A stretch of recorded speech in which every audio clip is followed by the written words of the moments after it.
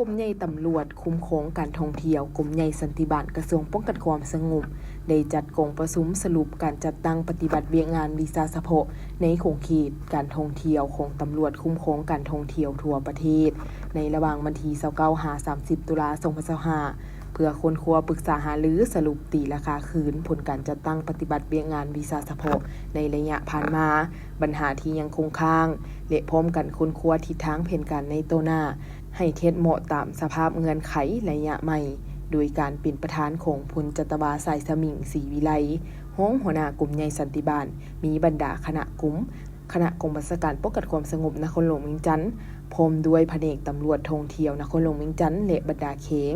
ในทั่วประเทศเข้าร่วมพันเอกหงสาครโนละวงศ์หัวหน้ากลุ่มตำรวจคุ้มครองการท่องเที่ยวได้รายงานอยู่กองประชุมในครั้งนี้ว่า